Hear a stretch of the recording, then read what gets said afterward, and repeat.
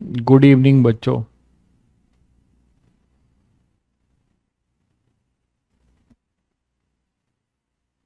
सोनू, रजत, मोनू, सभी को good evening. Tanishq good evening. Namaste. Hindi दिवस है आज। नमस्ते।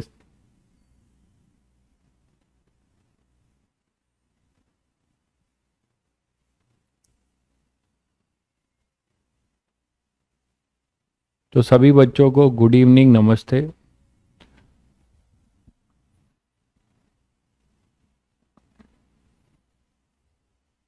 ऑडियो वीडियो क्लियर है बच्चों? ऑडियो वीडियो क्लियर है? एक बार यस कर दीजिए। ऑडियो वीडियो क्लियर है?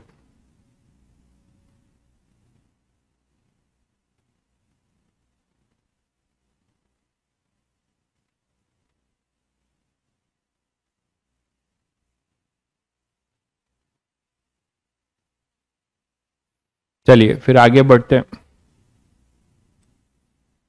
तो हम लोग लास्ट टर्न पे potential energy, total energy, kinetic energy से रिलेटेड कुछ क्वेश्चंस कर रहे थे, है ना। चलिए तो एक क्वेश्चन और लेते हैं, ये आपको काफी कुछ सिखाएगा। Potential energy of a 2 kg particle free to move along x axis. एक पार्टिकल है, ठीक है, 2 kg का, वो एक्स एक्सिस पे मूव करता है, ठीक है। तो उसका जो पोटेंशियल एनर्जी का फंक्शन है वो आपको दिया हुआ है, एक्स अपॉन बी की power 4 minus 5 x upon b की पावर स्क्वायर, ठीक है। वेयर बी 1 मीटर है। आपको इसका पोटेंशियल एनर्जी का कर्व बताना है, पोटेंशियल एनर्जी का कर्व ड्रॉ करना है। Identify the extremum point. तो जैसे आप पोलिनोमियल फंक्शन का ग्राफ बनाते हो, कुछ उसी तरीके से आपको इसका ग्राफ बनाना है। Identify the extremum point, identify the regions where particle may be found and its maximum speed.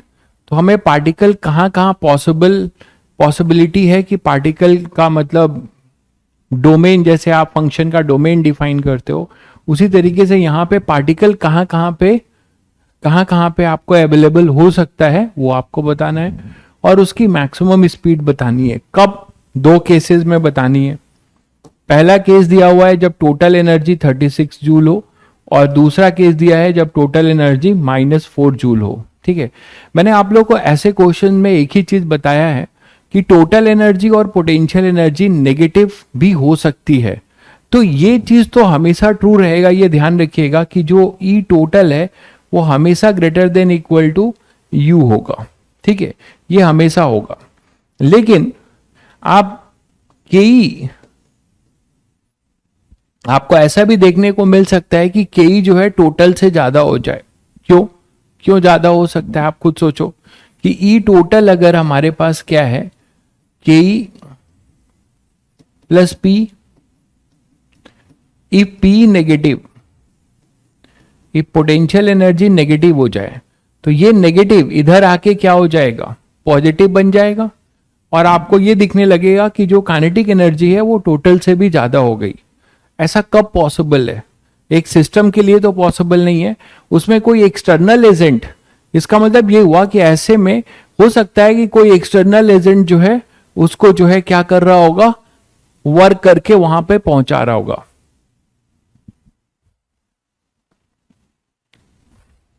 ठीक है। तो शायद सभी बच्चे समझ गए कि ई टोटल कुछ भी हो सकता है, के ई कुछ भी हो सकता है, बट ये हमेशा ट्रू रहेगा, है ना। के ई आपका कुछ भी हो सकता है बट ये हमेशा ट्रू रहेगा। तो चलिए अब ये क्वेश्चन करते हैं। ये जो बी दिया हुआ है इसको पहले रिड्यूस कर लेते हैं। बी की वैल्यू हमें 1 है, तो पोटेंशियल एनर्जी को आप ऐसे भी लिख सकते हो, एक्स की पावर 4 माइनस 5 एक्स स्क्वायर। ये फंक्शन थोड़ा सिंप्लीफाई कर सकते हो, बी की वैल्यू 1 है। चलिए तो अब इसको करते हैं, ठीक है। तो एक्स की पावर 4 माइनस 5 एक्स स्क्वायर, ये अपना पोटेंशियल फंक्शन जो दिया हुआ है वो है एक्स की power 4 minus 5 x square. Now this is A polynomial function, है ना, ये एक पोलिनोमियल फंक्शन है। और पोलिनोमियल फंक्शन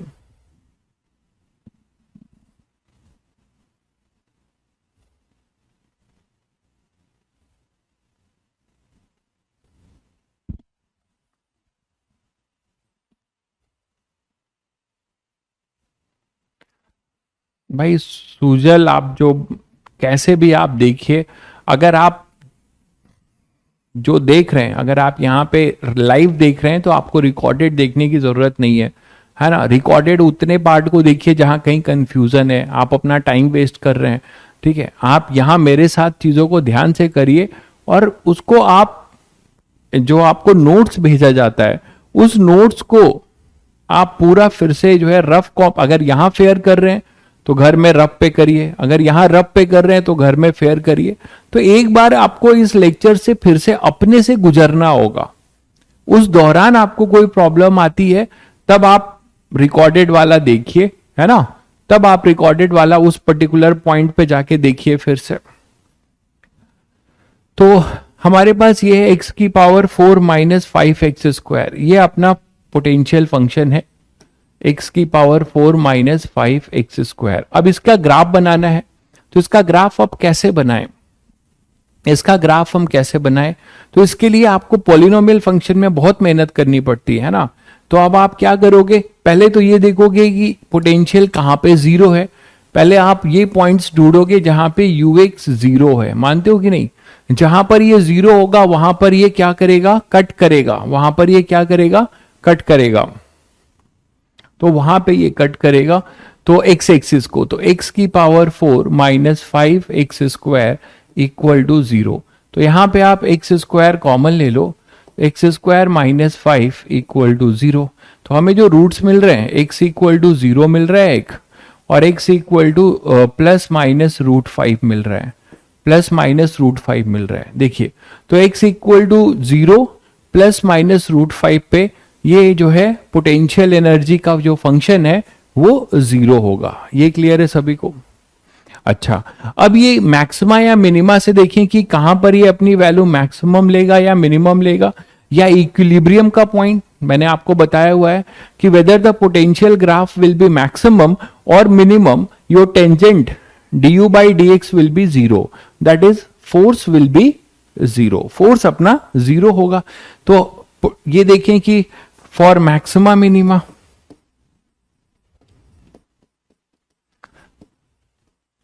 और मिनिमा, है ना, क्या बोलोगे आप, du बाई dx को 0 करोगे, तो इसको जब डिफरेंशिएट करोगे, जब इसको आप डिफरेंशिएट करोगे तो आपको मिलेगा 4x³ minus 10x,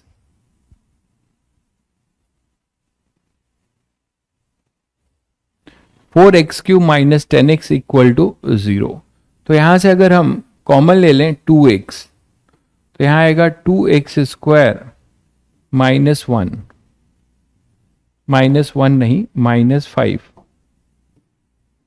equal to 0। तो हमें क्रिटिकल पॉइंट्स जो मिलते हैं वो मिलता है x equal to 0, x equal to plus minus under root 5/2, plus minus under root 5/2। बोलो बच्चों, तो हमें यहां पर प्लस माइनस अंडर रूट 5/2, ये वो पॉइंट्स हैं जहां पे पोटेंशियल एनर्जी का जो ग्राफ होगा वो मैक्सिमा लेगा या मिनिमा लेगा, दोनों में से कोई एक ले सकता है।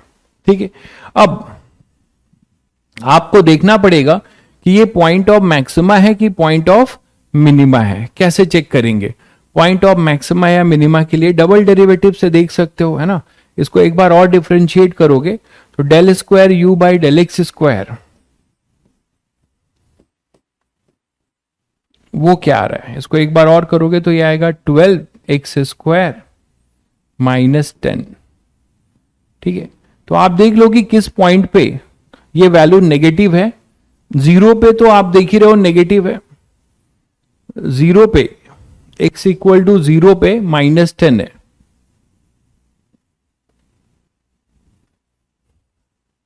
अच्छा, यहां पे x इक्वल टू 0 पे पोटेंशियल फंक्शन अपना 0 है, और यहां पर 0 पे ये नेगेटिव आ रहा है, तो 0 को तो फिर एक्सक्लूड करना पड़ेगा ना। x इक्वल टू 0 पे फंक्शन अपना नेगेटिव है ना, x इक्वल टू 0 पे फंक्शन अपना नेगेटिव है, ये सभी को दिख गया। रूट चेक करिए सब लोग, मिनिमा का पॉइंट कहां कहां मिल रहा है आपको। तो क्या +-√5 मिनिमा का पॉइंट है या नहीं है? क्या +-√5 मिनिमा का पॉइंट है क्या? देखिए x इक्वल टू 0 पे मैक्सिमा का पॉइंट मिल रहा है, x इक्वल टू 0 पे ये नेगेटिव है अपना, है ना, तो नेगेटिव है, तो यहां पे आपको एक मैक्सिमा का पॉइंट मिल रहा है और वो अनस्टेबल इक्विलिब्रियम का पॉइंट है। आपसे ये भी पूछा जा सकता है कि कहां कहां पे अनस्टेबल इक्विलिब्रियम है और कहां कहां पे स्टेबल। तो सभी को पता है कि जो मिनिमा का पॉइंट होगा that will be our stable equilibrium. वहां पे सेकेंड डेरिवेटिव आपका क्या होगा, मिनिमा में पॉजिटिव होगा, और सेकेंड डेरिवेटिव जहां नेगेटिव होगा वो मैक्सिमा का पॉइंट होगा। ठीक है, तो आप चेक कर लीजिए वैल्यू रख के, आपको यहां पे सामने ही दिख रहा है कि del square u by del x square, है ना, ये x इक्वल टू 0 पे -10 आ रहा है जो कि नेगेटिव है, तो ये पॉइंट ऑफ क्या हो जाएगा, मैक्सिमा, पॉइंट ऑफ मैक्सिमा और अनस्टेबल इक्विलिब्रियम,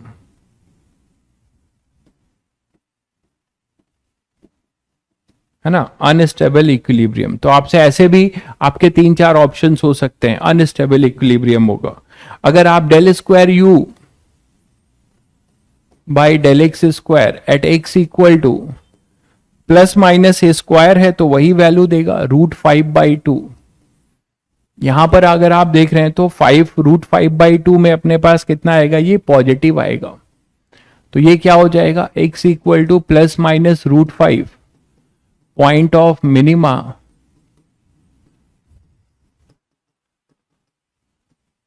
और स्टेबल इक्विलिब्रियम।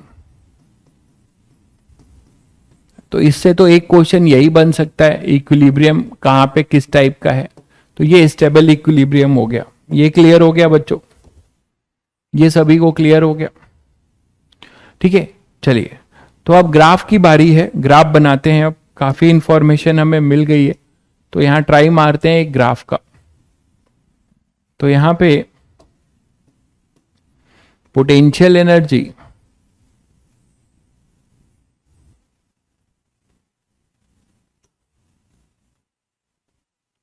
वर्सेस एक्स का ग्राफ बनाते।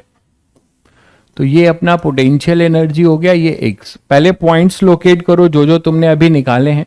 ये एक्स इक्वल टू 0, यहां पर होगा कहीं पे एक्स इक्वल टू -√5/2, है ना, -√5/2, और यहां पे कहीं पे होगा +√5/2। ठीक है, अब जो अपने पास ग्राफ है उसके रूट्स, ये 0 हो रहा है +-√5 पे, तो यहां पे 0 हो रहा था -√5, और यहां पे भी आएगा अपने पास +√5। ठीक है, पोलिनोमियल फंक्शन है, 0 पे पॉजिटिव कैसे आएगा मेरे भाई, सेकेंड डेरिवेटिव यहां देखो, 0 यहां पुट करोगे तो सेकेंड डेरिवेटिव नेगेटिव आएगा, पॉजिटिव कैसे आएगा, 12x² -10 है, तो 12x² -10 में x को 0 करेंगे तो सेकेंड डेरिवेटिव -10 आएगा जो नेगेटिव है, पॉजिटिव कैसे आ जाएगा आपका। तो यहां से अपने पास अब ग्राफ बनाइए, ये ग्राफ जो है यहां से पास होना चाहिए, इसको कट करेगा, यहां पे मिनिमा लेगा और यहां पे मैक्सिमा लेगा। तो सभी को अंदाजा हो गया होगा कि ग्राफ कैसा बनेगा, ग्राफ कुछ ऐसा बनेगा, देखो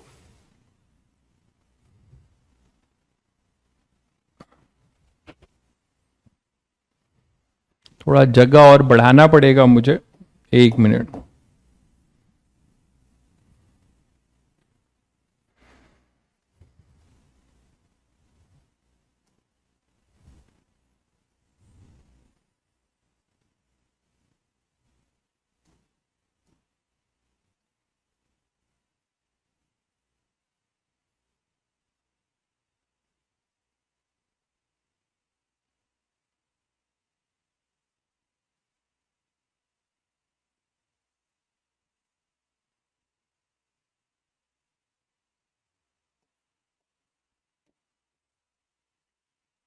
चलिए तो अब ग्राफ बनाते हैं। तो यहां से ये ग्राफ अपना मिनिमा लेगा, फिर मैक्सिमा लेगा,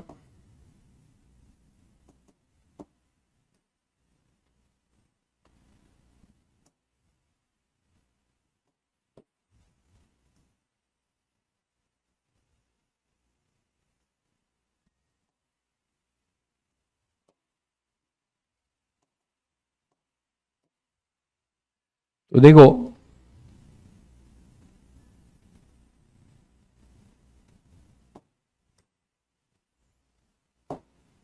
चलो पहले इतने पार्ट का बना लेते हैं।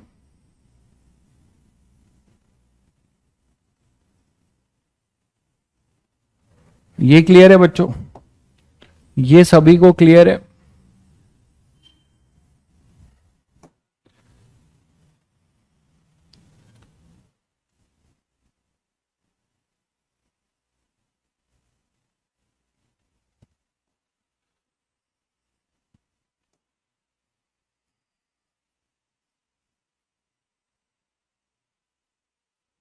ठीक है, ये क्लियर हो गया होगा सभी को।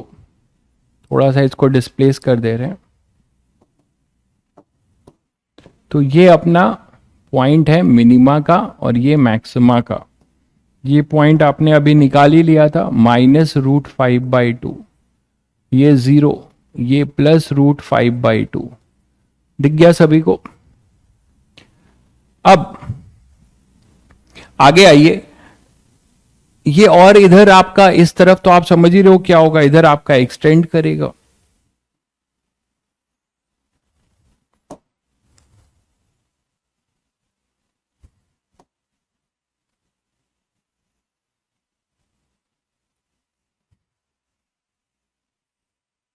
ठीक है, तो ऐसे एक्सटेंड कर जाएगा, समझ ही रहे हैं।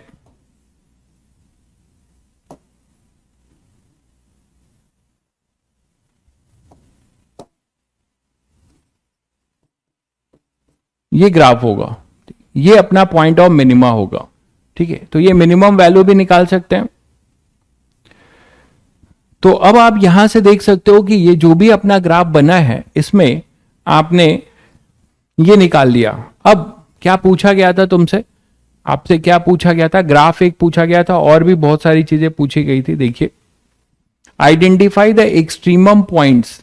आपको एक्सट्रीमम पॉइंट्स बताना है। Identify the region where particle may be found and its maximum speed. तो अब एक्सट्रीमम पॉइंट के लिए देखिए क्या करेंगे, मतलब पार्टिकल कहां से कहां मूव करेगा।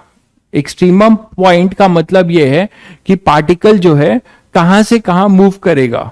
ये तो ग्राफ तो मैथ्स का ग्राफ नहीं है कि आप इसको पूरा -∞ से +∞ बना रहे हैं। पार्टिकल की पोटेंशियल एनर्जी की बात हो रही है, तो पार्टिकल कहां से कहां मूव कर सकता है। तो सभी बच्चों को पता है कि एक्सट्रीमम के लिए क्या कर सकते हैं कि टोटल एनर्जी हमें दिया हुआ है। पहला पार्ट में हमें दिया हुआ था कि ई टोटल हमें दिया हुआ था कितना। चलिए अलग स्लाइड ले लेते हैं।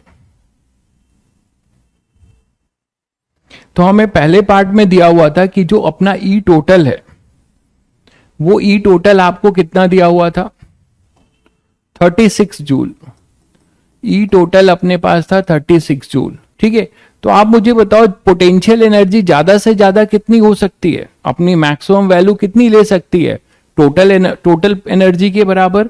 तो वहां से आप क्या कर सकते हो कि ई टोटल आपको पता है, तो यू मैक्स, यू ज्यादा से ज्यादा कितना हो सकता है, यू मैक्स कितना हो सकता है 36 जूल, है ना। यू मैक्स अपना कितना हो सकता है 36 जूल। तो इस ग्राफ की मैक्सिमम वैल्यू आप 36 जूल से निकाल सकते हो। एक्स की वैल्यू क्या क्या आएगी, एक्स आपको फंक्शन दे रखा हुआ था। ये बहुत बड़ा क्वेश्चन है लेकिन आप इससे बहुत कुछ सीखेंगे। एक्स की पावर 4 देखिए -5x²। तो x की पावर 4 -5x² को this is equal to E total. तो x² x की पावर 4 -5x² इक्वल टू 36। तो अब आप वो वैल्यू निकालोगे कि 36 पे जब हमारी पोटेंशियल एनर्जी 36 जूल होगी तो x की कौन कौन सी वैल्यू होगी। ठीक है, तो आप वहां से आप फिर से आपको एक मैथ मिल रहा है जो आप लोग सॉल्व करते हो, है ना, बाई क्वाड्रेटिक है। तो आप यहां पे put x square equal to t, ऐसे ही तो मानते थे और इसको क्वाड्रेटिक बनाते थे। तो t square minus 5t minus 36 equal to 0। देखो मिडिल टर्म स्प्लिट हो रहा है क्या, माइनस हो रहा है। तो 9t plus 5 4t minus 36 equal to 0। तो t आपको मिलेगा t माइनस 9 प्लस 4 मिलेगा t माइनस 9। तो t आएगा -4 और t आएगा 9। तो ये वैल्यू तो होगी नहीं, ये वैल्यू आपको नहीं होगी। ठीक है, क्यों नहीं होगी? क्योंकि एक्स स्क्वायर का टर्म है, एक्स स्क्वायर नेगेटिव नहीं हो सकता, ये नहीं होगा। अब इसको आप लिख सकते हो एक्स स्क्वायर इक्वल टू 9। तो रूट्स आपके पास आएंगे प्लस माइनस 3। इसका मतलब जो अपना ग्राफ है ये 36 वैल्यू लेगा मैक्सिमम। देखिएगा ये 36 वैल्यू लेगा कहीं यहां पर मैक्सिमम, और जो भी ये 36 वैल्यू लेगा, है ना, ये कहां पर लेगा ये सबको पता है। ये कहां पर लेगा? ये लेगा अपना x equal to plus minus 3 पे। थोड़ा सा ग्राफ को हिलाते हैं।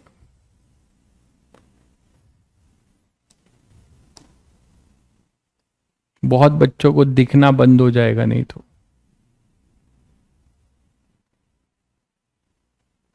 अब ठीक है बच्चों, और एक्सिस को थोड़ा बड़ा करते हैं, एक्सिस को थोड़ा बड़ा करते हैं।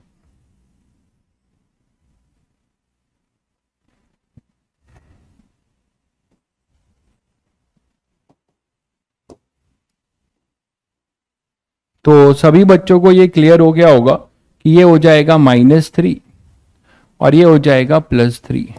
तो -3 और +3 पे ये होगा ई टोटल इक्वल टू 36। ये जो होगा अपना 36 होगा यहां पर, है ना, ये आ जाएगा। तो रेंज, ठीक है, यहां तक क्लियर है सभी बच्चों को?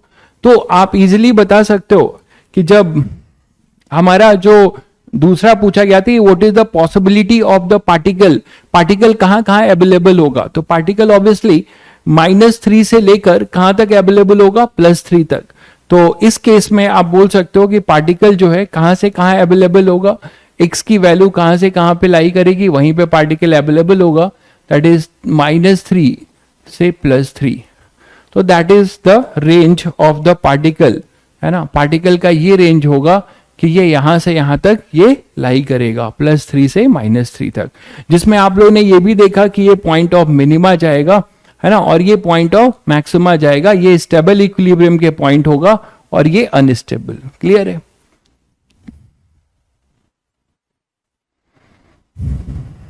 क्या रॉन्ग लिख रहे हो भाई? बता दो क्या रॉन्ग है, लिखने के बजाय ये बता दो क्या रॉन्ग है, वो ज्यादा सही होगा ना।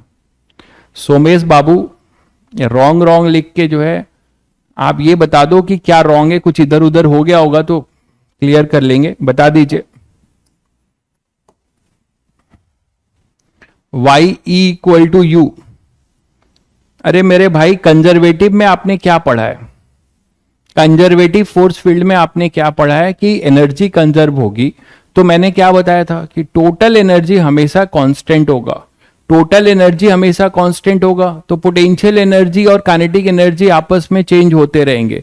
तो एक ऐसा भी टाइम हो सकता है यहां पर जहां पे काइनेटिक एनर्जी 0 हो जाएगी, है ना, काइनेटिक एनर्जी 0 हो जाएगी और पोटेंशियल एनर्जी आपकी किसके बराबर होगी, टोटल के। ये बात आपको ये हजम नहीं हो रही क्या? ई टोटल जो कई बार बताया भी, it is equal to KE plus P. तो जिस जहां पे KE आपका 0 हो जाएगा, ई टोटल हमेशा PE के बराबर होगा। ई टोटल हमेशा किसके बराबर होगा, PE के। तो ऐसी पॉसिबिलिटी हो सकती है और वो मैक्सिमम होगा, इसके बाद कुछ नहीं हो सकता। क्लियर है? तो रेंज आपका क्या हो सकता है? कोई पार्टिकल यहां पे अगर मूव कराओगे, मान लो कोई पार्टिकल है, तो ज्यादा से ज्यादा 36 जूल तक ही तो रहेगा, टोटल एनर्जी तक रहेगा। टोटल एनर्जी इस समय अपनी, अच्छा अब यहां देखो 0 पे, यहां पे मैक्सिमम एनर्जी क्या हो जाएगी, टोटल एनर्जी अभी भी 36 जूल है। तो यहां की जो टोटल एनर्जी है, P तो 0 है, तो यहां पर KE 36 जूल होगा, यहां पर के ही 36 जूल होगा जो टोटल के बराबर होगा, और ये अपना कितने होगा, पी के बराबर। क्लियर है? बहुत आसान है, मैक्सिमम पे पी के बराबर है। पेंडुलम है, पेंडुलम आपका यहां से जाता है मीन पोजीशन पे, यहां पे वेलोसिटी मैक्स होती है, फिर ऐसे ऐसे उठता है और रुक जाता है। तो जब वो रुक जाता है तो टोटल एनर्जी उसकी पोटेंशियल एनर्जी के बराबर होती है। फिर जब वो स्विंग करके नीचे आता है तो ये पूरी पोटेंशियल एनर्जी क्या हो जाती है, काइनेटिक एनर्जी में कन्वर्ट हो जाती है, और यही टोटल हो जाती है। The same thing here also. ठीक है, चलिए तो बी पार्ट करिए आप लोग। बी पार्ट अब आप लोग कर सकते हैं क्या? फॉर बी पार्ट, ये ए पार्ट था, बी पार्ट के लिए ई टोटल दिया हुआ है -4 जूल। ई टोटल आपको दिया हुआ है -4 जूल। मिनिमा पे 39 होगा काइनेटिक एनर्जी, बिल्कुल होगा, बिल्कुल होगा। मैंने अभी आपको बताया कि टोटल एनर्जी और पोटेंशियल एनर्जी मैक्सिमम या मिनिमम हो सकते हैं। तो नेगेटिव होने की वजह से ई टोटल जो है के जो है अपना, हो सकता है कि वो टोटल से ज्यादा हो, बिल्कुल होगा। तो यहां पे जो भी आपका पी होगा नेगेटिव आएगा, ये 36 के साथ क्या होगा, ऐड होगा, तो आपको के टोटल से भी ज्यादा दिखेगा। तो ई टोटल जैसे यहां -4 जूल है, तो अब आप क्या करोगे, यहां के लिए भी वही करोगे जैसे ये क्या था। मैक्सिमम पोटेंशियल एनर्जी इस केस में यू मैक्स किसके बराबर हो सकता है, U max is equal to E total, same है -4 जूल, है ना। तो और यू मैक्स की वैल्यू क्या है, देखें एक्स की किस वैल्यू के लिए -4 आएगा, तो ये आएगा अपने पास x की पावर 4 -5x² इक्वल टू -4। इसको भी हम फिर सॉल्व करेंगे। तो हमारे पास क्या आ जाएगा, इसको t कर लें तो t² -5t + 4 इक्वल टू 0। तो हमारे पास आ जाएगा t² -4t - t + 4 equal to 0। तो t -4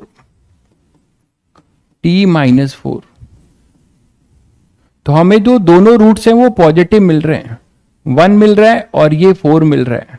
और t की वैल्यू क्या थी, t हमारा था x² पुट किया था आपने।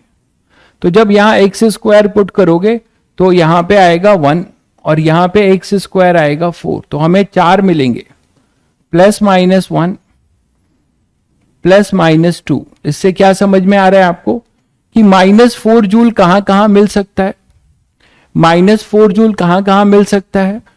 ठीक है, वो है +-1 पे और +-4 पे। ठीक है, तो -4 जूल, जो भी -4 जूल होगा, देखो यहां से -4 जूल के लिए यहां कहीं पे -4 जूल होगा। अच्छा, ये माइनस इससे तो कम ही होगा, तो -4 जूल पे आप बोल सकते हो कि +-1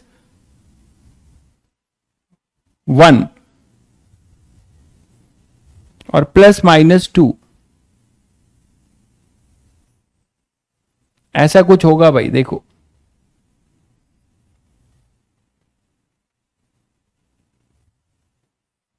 तो इस लेवल के क्वेश्चंस आप ओलंपियाड लेवल पे एक्सपेक्ट कर सकते हैं। ओलंपियाड लेवल पे इस तरीके के क्वेश्चन भी आपको मिल सकते हैं।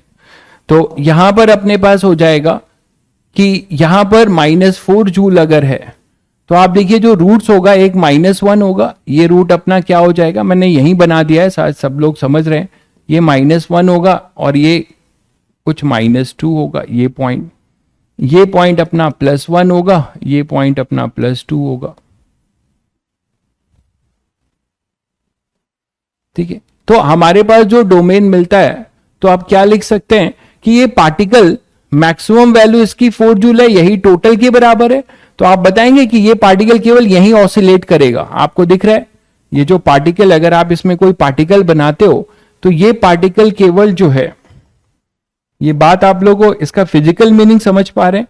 इसका फिजिकल मीनिंग ये है कि ये अगर कोई पार्टिकल आप यहां पे लेते हो तो ये जो पार्टिकल है ना, ये पार्टिकल है, तो इस 4 जूल वाले के लिए ये ज्यादा ये यहां से जाएगा यहां पे आएगा, ये इस तरीके से ऑसिलेशन करेगा 4 जूल वाले के लिए। केवल इतने जोन में अवेलेबल होगा, या फिर इस जोन में अवेलेबल होगा, इस जोन में अवेलेबल होगा। 36 जूल के लिए क्या होगा, 36 जूल के लिए ये ज्यादा से ज्यादा यहां पर होगा, और यहां से आने के बाद ये यहां तक आएगा। तो ये इस तरीके से मूव करेगा कर्व पे, ये इधर मूव करेगा 36 जूल वाले के लिए, और 4 जूल के लिए केवल ये यहां पर ऑसिलेट कर सकता है। ये इसका एक अवेलेबल जोन हो सकता है, या फिर ये इसका अवेलेबल जोन हो सकता है। आई थिंक सभी को क्लियर हो गया होगा, आई थिंक सभी को क्लियर हो जाएगा। क्लियर है? चलिए, तो यहां पर अपने पास क्या आ जाएगा कि ये अपने पास अब जो पोटेंशियल आ जाएगा, आप इसके लिए बोल सकते हो कि x की वैल्यू क्या हो सकती है। तो x की वैल्यू हमारे पास दो आंसर आ सकते हैं। x अपने पास हो सकता है -1 से +1, ये अवेलेबल होगा, और नहीं, एंड लिखो, हाँ ठीक है, और -2 से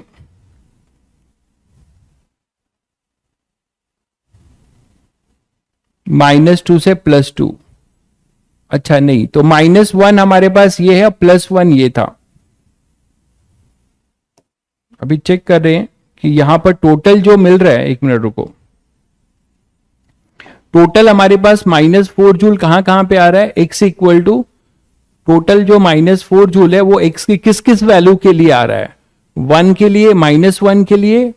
हाँ ठीक है, तो ये आप एक रेंज दे सकते हो ना, -1 से +1 का, या -2 से +2 का। ये क्लियर है? ये क्लियर है बच्चों?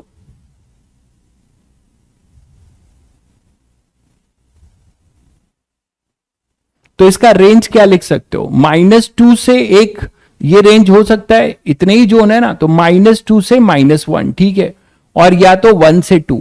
तो आप इसको ये आंसर दे सकते हो, x का -2 से -1, और x का 1 से 2। तो this is your available zone.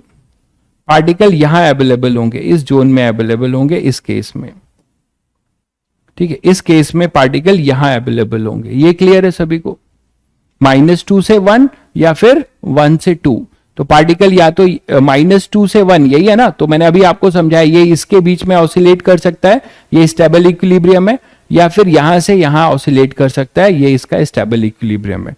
तो this is the whole question, this is the whole question. Clear है? तो अब इस टाइप के क्वेश्चंस आपको जैसे है, कुछ मैं आपको स्लाइड चेक कर लीजिएगा, इस टाइप के क्वेश्चन मैं आपको होमवर्क दे रहा हूं, ठीक है, जो आप अपने से कर सकते हैं। एक क्वेश्चन ये लेते हैं, a particle of mass 2 kg is moving under the influence of a force which always act towards the centre and whose potential energy is given by this. तो एक पार्टिकल है जिसका फोर्स जो है, ठीक है, कैसा है, जिसका फोर्स जो है under the influence of a force which always act toward the centre, उसका फोर्स हमेशा क्या है, वहां पे P ज्यादा है 4 जूल से। कहां पे P ज्यादा है भाई 4 जूल से? कहां पे P ज्यादा है 4 जूल से? ये 4 जूल है, टोटल मैंने लिया है, यही तो 4 जूल है, और यही P है, यही तो P है, टोटल P के बराबर है मैक्सिमम। इस केस में E टोटल अगर है, तो मैंने कहा कि मैक्सिमम U मैक्स भी 4 जूल होना चाहिए। तो 4 जूल के लिए हमने वो रेंज निकाला कि x कहां से कहां होगा, इसमें क्या दिक्कत है भाई? आपसे एससीवी के क्वेश्चन नहीं बनते तो आप जो है क्वेश्चन लेक्चर्स को फॉलो करिए, लेक्चर्स अगर फॉलो करेंगे तो एससीवी के क्वेश्चंस बनेंगे, ठीक है। आप लेक्चर्स फॉलो करने का मतलब ये कि यहां पढ़िए, अपने से लेक्चर्स को फिर से करिए, और धीरे धीरे 2 4 3 5 क्वेश्चंस ट्राई करिए, ठीक है, लगे रहिए, चीजें धीरे धीरे होंगी। हाँ, मैक्सिमम स्पीड पूछा था, ये एक अच्छा क्वेश्चन था। तो मैक्सिमम स्पीड आप लोग बताइए, आप लोग कमेंट करके बताइए मैक्सिमम स्पीड क्या हो सकता है। दोनों केस में अलग अलग होगा maximum speed. Maximum speed 36 joule के लिए बताइए क्या होगा। 36 जूल के लिए मैक्सिमम स्पीड क्या होगा? एक क्वेश्चन जो है, एक ऑप्शन छूट रहा है, उसको भी कर ही लेते हैं, इतना किया है तो। मैक्सिमम पार्टिकल का मैक्सिमम स्पीड है ना, तो maximum speed of the particle,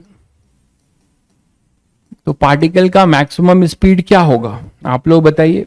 generally बच्चा क्या करता है, जनरली बच्चा क्या करता है, मैक्सिमम स्पीड के लिए पोटेंशियल एनर्जी को जीरो कर देता है। उसको ये नहीं पता होता कि पोटेंशियल एनर्जी नेगेटिव भी हो सकती है, पोटेंशियल एनर्जी नेगेटिव भी हो सकती है। तो मैक्सिमम पोटेंशियल एनर्जी क्या हो सकती है? तो आप सभी को पता है कि ई टोटल, ये मैंने बताया था मैक्सिमम पोटेंशियल निकालने का, काइनेटिक निकालने का तरीका, कि अगर स्पीड मैक्सिमम है तो के मैक्सिमम होगा, तो E total is equal to P plus K, यही है भाई। तो अब आप क्या बोल सकते हो कि K max equal to E total minus P, and for, sorry पहले के लिखिए जनरल,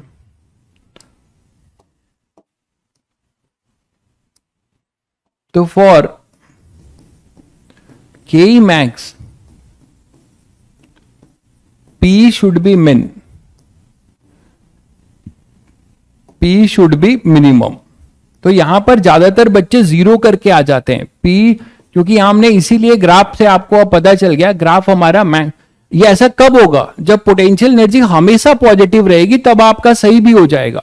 बट पोटेंशियल एनर्जी आपकी नेगेटिव हो रही है तो उस केस में आपको दिक्कत हो जाएगी, आप गलत कर जाओगे, यहां P को जीरो करोगे तो, और टोटल के बराबर कर दोगे तो for K max potential energy will be minimum, और मिनिमम पोटेंशियल एनर्जी 36 के है ना, तो for E total is equal to 36 joule. 36 joule के लिए पहला केस हम कर रहे हैं है ना, जिसमें ई टोटल आपको 36 जूल दिया हुआ था, इसके लिए कर रहे हैं। तो आप मुझे बताओ कि 36 जूल के लिए अभी आपने पी मिनिमम का ग्राफ ड्रॉ किया हुआ है। मिनिमम पोटेंशियल एनर्जी -√5/2 पे आ रही थी, और आप इसकी वैल्यू निकाल भी सकते हो, -√5/2 पे इसकी वैल्यू निकाल सकते हो आप। ये मिनिमम है -√5/2 पे, तो -√5/2 पे आपको इसकी वैल्यू निकालनी होगी यू मिनिमम के लिए। तो U minimum at x equal to √5/2, चाहे वो दोनों के लिए यही है, ±√5/2। तो आप इसकी वैल्यू जब पुट करोगे तो पोटेंशियल एनर्जी पे तो क्या था, x की पावर 4, तो √5/2 की पावर 4 माइनस क्या था फंक्शन, x की power 4 minus 2x² 5x² minus 5 √5/2 का होल स्क्वायर।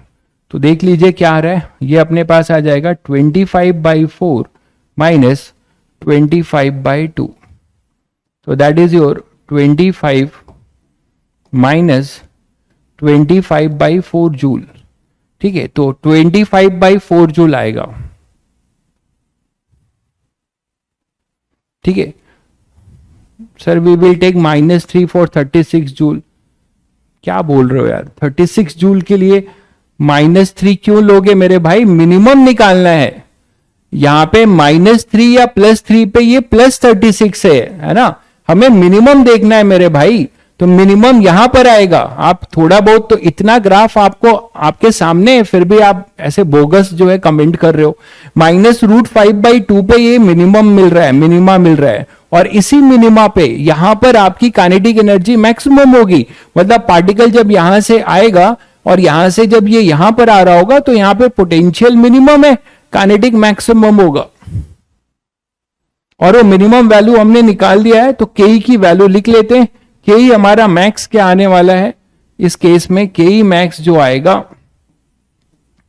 ठीक है, के मैक्स कितना आ जाएगा लिख लीजिए, ई टोटल 36 था माइनस पी मिनिमम है -25/4 भाई। देख लीजिए यहां पर ये -25/4 होगा, तो आपको यहां माइनस के साथ इसकी वैल्यू रखनी होगी, ये टोटल से ज्यादा निकल जाएगा। ठीक है, कितना आ रहा है देख लीजिए अब यहां से।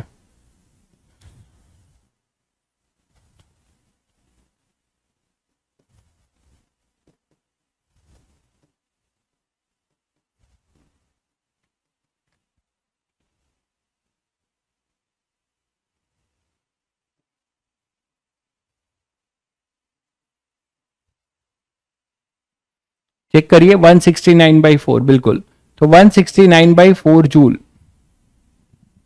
ठीक है, तो यही कहानी है, इसीलिए क्वेश्चन कराया गया है। आप इसको जीरो करके करेंगे दिक्कत हो जाएगी। के मैक्स आप देख लीजिए कितना आ रहा है। आपसे वेलोसिटी पूछी गई थी, अब आप वेलोसिटी भी निकाल सकते हैं, half m v max square, ये आपको करना है। That should be equal to 169/4,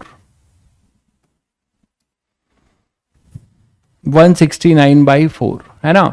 और m की वैल्यू शायद 2 kg थी, एक बार कंफर्म करिए, देख लेते हैं। बहुत दूर निकल आए हम लोग क्वेश्चन करते करते। यस 2 kg है, तो 2 kg है, तो ये 2 से 2 कैंसिल हो जाएगा।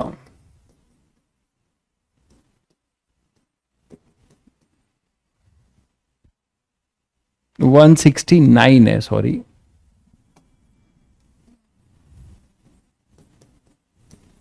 तो v आएगा 13/2 मीटर पर सेकेंड।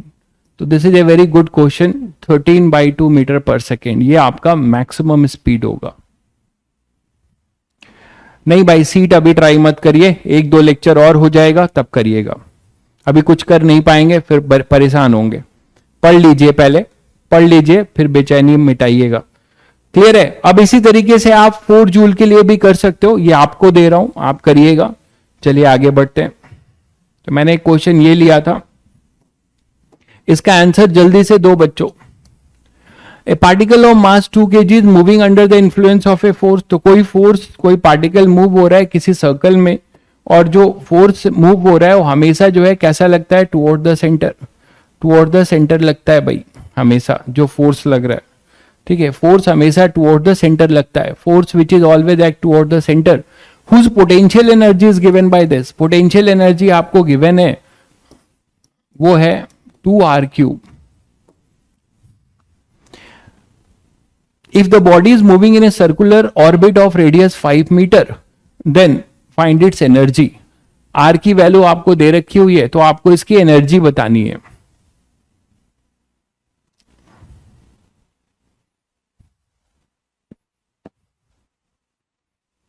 भाई तनिष्क आप उल्टा सीधा जो है शायद कैलकुलेशन किए हो, आप फिर देख लीजिए कि जो हमने रूट निकाला था minus root plus minus root 5/2, वो 36 जूल के लिए निकाला था। ठीक है, आप देख लीजिए 36 जूल के लिए रूट निकाला गया था, नॉट फॉर,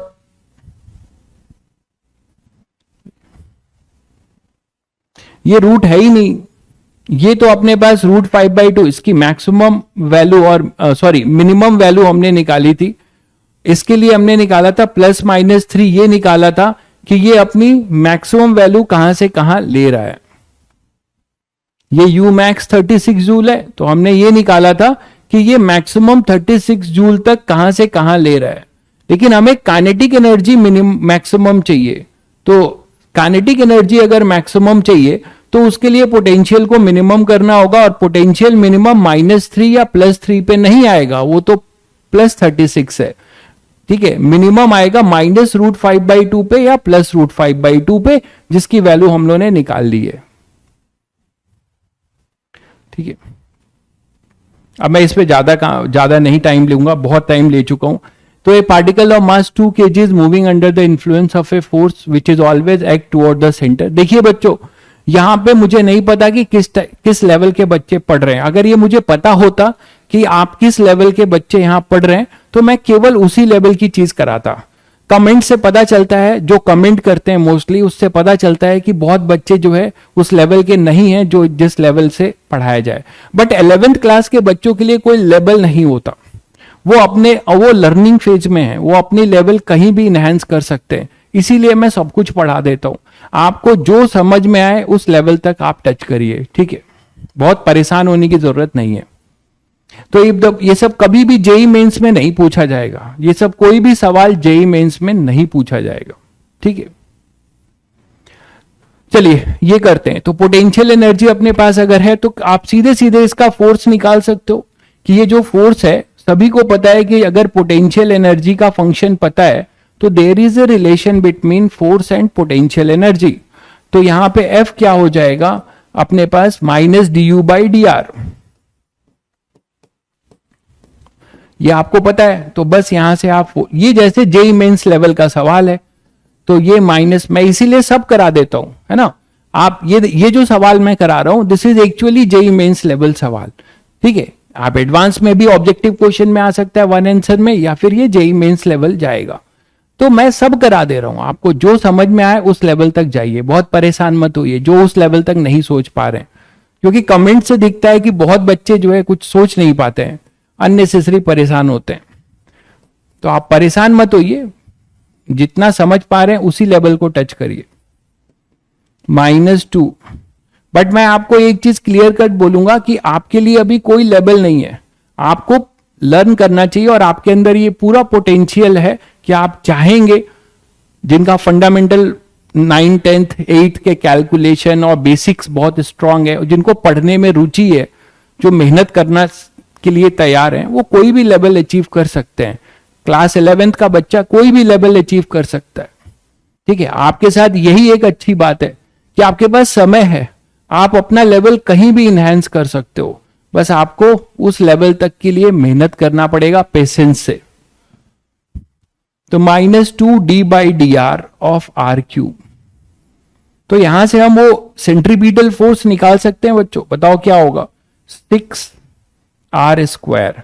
अब ये r, ये माइनस साइन क्या बता रहा है, माइनस साइन ये बता रहा है कि हमेशा रेडियली से इनवर्ड होगा, ठीक है। तो रेडियली से इनवर्ड होगा, तो ये सेंट्रीपिटल फोर्स है। r की वैल्यू आपको 5 दे रखी हुई है, ये r की वैल्यू आपको 5 दे रखी हुई है। तो बस आप यहां से अगर, अब लेकिन आपसे टोटल एनर्जी पूछी गई है, तो आपने पोटेंशियल एनर्जी निकाल ली। अब क्या आप काइनेटिक एनर्जी निकाल सकते हो भाई, यहां से काइनेटिक एनर्जी निकाल सकते हो। मान लो ये पार्टिकल है और ये v वेलोसिटी से मूव कर रहा है, ये v वेलोसिटी से मूव कर रहा है ये पार्टिकल, जिसका मास m है। तो आप यहां से एक इक्वेशन क्या लिख सकते हो भाई, F is equal to mv²/r लिख सकते हो। यहां से आप mv² की वैल्यू निकाल सकते हो, जिससे काइनेटिक एनर्जी आ जाएगा। तो F की वैल्यू कितनी है, 6r। यहां नेगेटिव नहीं दे दीजिएगा, नेगेटिव साइन आपको ये बता रहा था कि रेडियल डायरेक्शन और फोर्स दोनों ऑपोजिट डायरेक्शन में होंगे, है ना। जैसे आप इसको वेक्टर फॉर्म में लिखना चाहोगे, इतना वेक्टर पढ़ाया है तो क्या लिखोगे यार, 6r² माइनस r², ऐसे लिख सकते हो, 6r² minus r², where r² is the radial vector. तो रेडियल वेक्टर के हमेशा ऑपोजिट होगा। तो 6r² है ना इक्वल टू mv²/r। तो आप यहां से mv² की वैल्यू निकाल लो। आपको m नहीं भी दिया होगा, बिल्कुल नहीं दिया हुआ है तो खैर इसकी जरूरत पड़ेगी नहीं, आप सीधे सीधे mv² की वैल्यू निकालो। तो यहां से आएगा 6r³ और इसको आप हाफ से डिवाइड कर दो, तो हाफ mv² जो आएगा वो आएगा 3r²। तो अब क्या आप टोटल एनर्जी लिख सकते हो भाई, what is your total energy, it is potential plus kinetic. Your potential energy is 2r³, तो 2r³ plus 3r², it will be 5r², और r की वैल्यू 5 है, तो 25 इंटू 5, 625 कैसे आ रहा है भाई, अच्छा ये r³ है, सॉरी r³ है ना, सही है आपका आंसर।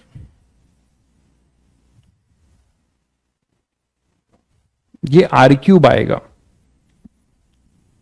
यहां पर r³ आएगा।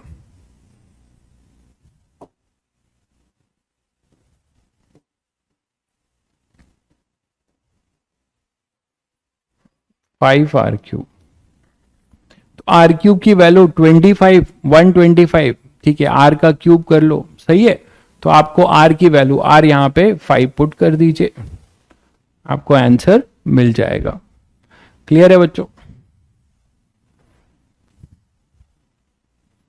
बाकी क्वेश्चंस आप करेंगे, इसी टाइप के कुछ क्वेश्चंस हैं जो मैंने करा दिए हैं या कुछ आप करेंगे।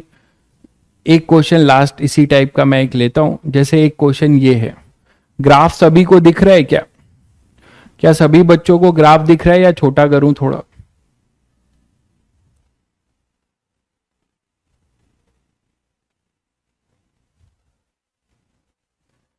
सभी बच्चों को ग्राफ दिख रहा है? एक बार कमेंट करके बता दीजिए, क्वेश्चन का ग्राफ सभी बच्चों को दिख रहा है भाई? Clear cut. क्या सभी को क्वेश्चन का ग्राफ दिख रहा है? फटाफट जरा कमेंट करिए, काम के कमेंट नहीं करते हो तुम लोग। क्या सभी बच्चों को ग्राफ दिख रहा है भाई? क्वेश्चन का ग्राफ सभी को दिख रहा है? ओके, तो क्वेश्चन पढ़िए। A particle of mass 1 kg is free to move along x axis. एक पार्टिकल है 1 kg का, वो free to move along x axis है। It is acted upon by a force which is describe by the potential energy function. तो ये जो potential energy आपको है, इससे एसोसिएटेड कोई फोर्स होगा हमारे पास, ठीक है, represented in the graph below. The particle is projected towards left with A speed v from the origin. Origin से क्या कर रहे हो? एक पार्टिकल को आप फेंक रहे हो। यहां ओरिजिन पे कोई पार्टिकल है, इस पार्टिकल को आप क्या कर रहे हो?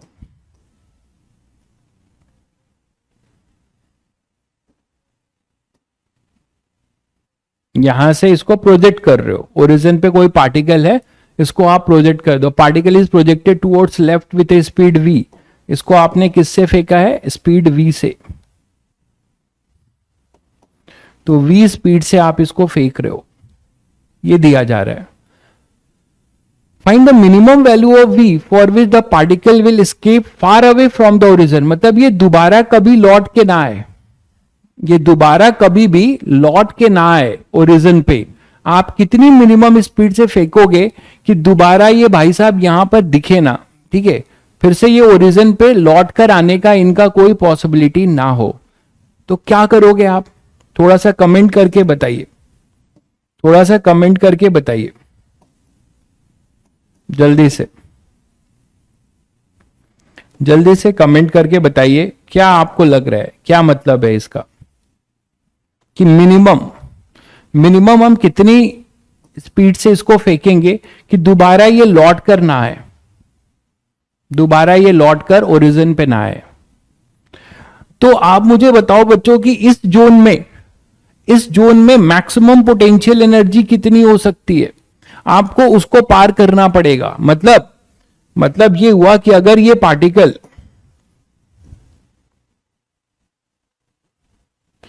पार्टिकल अगर यहां तक रहा केवल, तो यहां से फिर से लुढ़क सकता है, या मान लो ये फिर यहां से इधर आया और फिर ये यहां तक आया, इस जोन में ही यहीं पर रहा केवल इधर, तो यहां से फिर ये लुढ़क कर, ये इसके पास मैक्सिमम इतनी पोटेंशियल है तो इस बैरियर को ये पार करके यहां पहुंच सकता है। अगर ये यहीं पर यहां से फिर से लौटता है तो ये इस बैरियर को आसानी से पार करके यहां पहुंच सकता है। अगर आपने ऐसा वी दिया जिससे कि ये इस बैरियर को भी पार कर दे, तो यहां के बाद इसको पीछे लाने वाला कोई नहीं है, कोई भी रीस्टोरिंग फोर्स नहीं है। आपको बताया था मैंने, ठीक है, आपको बताया था मैंने कि फिर से लौट के आने के लिए रीस्टोरिंग फोर्स चाहिए। मतलब वो जो पॉइंट है वो स्टेबल इक्विलिब्रियम का पॉइंट होना चाहिए।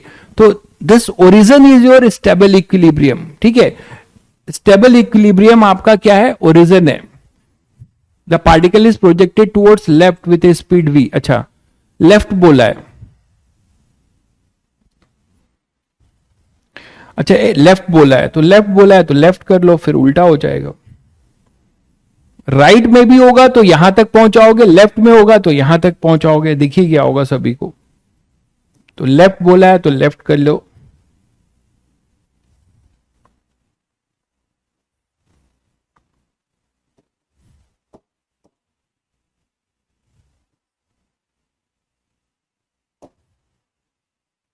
तो यहां पर आप समझ रहे हैं कि फिर क्या होगा कि इसको यहां से यहां पहुंचाना होगा। ये अनस्टेबल इक्विलिब्रियम को एक बार इधर पार करेगा, इधर आ जाएगा, तो कोई रिस्टोरिंग फोर्स नहीं होगा जो इसको फिर से लौटाए, है ना। There is no restoring force so that it will return back, because this is unstable equilibrium. तो इसको यहां से एक बार पार कराओगे तो फिर ये यहां से इधर चलता ही जाएगा, ये कभी लौट कर नहीं आएगा। तो आई थिंक अब आंसर दे सकते हैं सभी लोग। आंसर दीजिए कमेंट करके,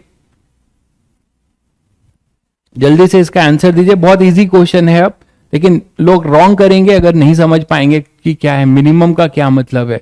मिनिमम के लिए फॉर वी मिनिमम, है ना, आप देखिए मिनिमम वर्ड का भी बड़ा रोल है। तो फॉर वी मिनिमम आप इसको जस्ट यहां पे पहुंचाएंगे, है ना। आप इसको क्या करेंगे, ये जस्ट यहां पे पहुंचाएंगे, इसको आप यहां पे जस्ट के लिए, मतलब फॉर वी मिनिमम आप इसको यहां पे जस्ट पहुंचाएंगे, यहां के लिए, यहां पे आते आते ये रुक जाए, ठीक है, जस्ट के लिए मिनिमम का ये मतलब है। तो for we minimum kinetic energy of particle at x equal to -5 will be assumed to be 0।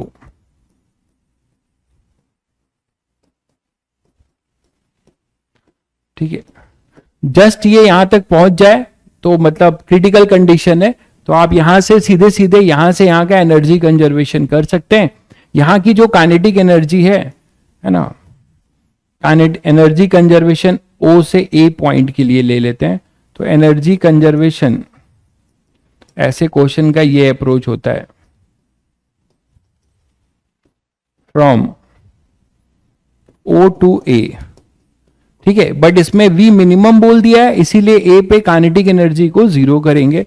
तो हाफ m, आप पहले क्या लिखेंगे, UO प्लस KO। यहां की टोटल एनर्जी किसके फॉर्म में, potential plus kinetic, equal to यहां की total UA plus KEA। V minimum के लिए KEA को क्या लेना है, 0। U नॉट क्या हो जाएगा, U नॉट ग्राफ से देख रहे हैं 0 है, तो U नॉट ग्राफ से आप देख रहे हैं 0 है। KE कितना है, हाफ m V, अब ये मिनिमम होगा, ठीक है, इज इक्वल टू UA कितना है, 10 है, प्लस 10 है, माइनस होता तो माइनस लिखते, बस यहां से आप निकाल लीजिए। मास आपको 1 kg दे रखा हुआ है, तो V मिनिमम आपको मिल जाएगा। V मिनिमम आ जाएगा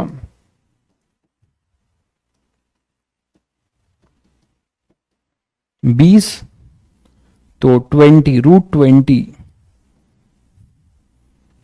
that is 2√5 metre per second, 2√5 metre per second. बहुत बढ़िया भाई सुहैब, आपने आंसर पहले ही दे दिया था। अभिजीत बहुत बढ़िया, बहुत बढ़िया। तो ये इस तरीके के क्वेश्चन आप ऐसे कर सकते हो, ठीक है बच्चों। तो बाकी कुछ क्वेश्चन मैं भेज रहा हूं आपको, आप करिएगा, इसी टाइप का क्वेश्चन है। तो ये अभी कराया आपको, इस टाइप के क्वेश्चन अब आप करेंगे। चलिए आगे बढ़ते हैं और बात करते हैं वर्क एनर्जी थ्योरम की। क्या उससे पहले कुछ एक स्पेशल केस देखते हैं वर्क का।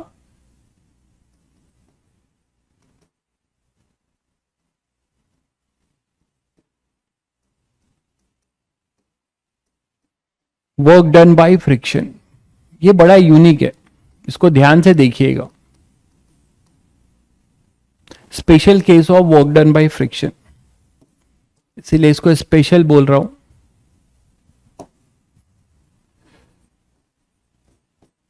ठीक है, special case plus and minus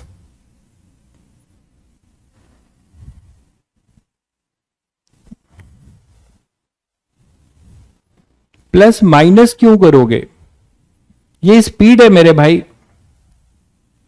ना। v की जो वैल्यू है, आप स्पीड की बताओ, स्पीड में माइनस का क्या रोल है यार प्रकाश, स्पीड में माइनस का क्या रोल है।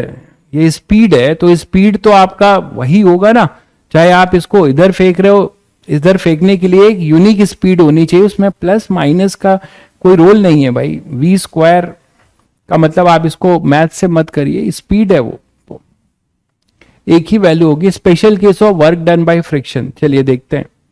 तो special case of work done by friction,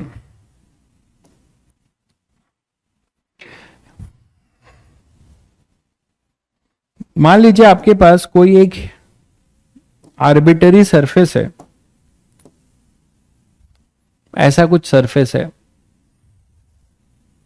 ठीक है, कोई कर्व सरफेस है ऐसा, और पार्टिकल मूव कर रहा है, मान लो यहां से कहीं पे आप किसी पार्टिकल को मूव कराने जा रहे हो, यहां से यहां, ध्यान दीजिएगा, कोई पार्टिकल है आपके पास, उसको आप यहां से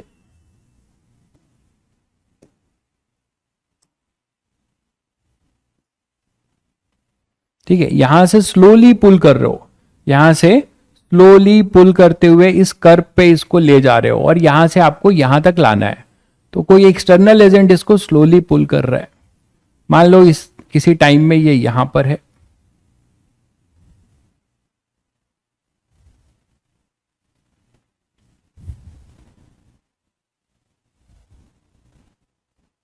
ठीक है, और कोई एक्सटर्नल एजेंट क्या कर रहा है, इसको स्लोली पुल कर रहा है, इसको स्लोली पुल कर रहा है कौन, एक्सटर्नल एजेंट। कोई एक्सटर्नल एजेंट एफ फोर्स लगाकर इसको स्लोली पुल कर रहा है, ठीक है, और ये रफ है, रफ है, और म्यू इसके बीच में कोफिशिएंट ऑफ फ्रिक्शन है। म्यू जो है coefficient of friction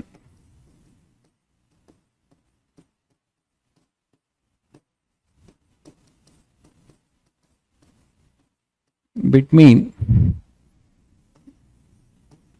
ball and rough surface,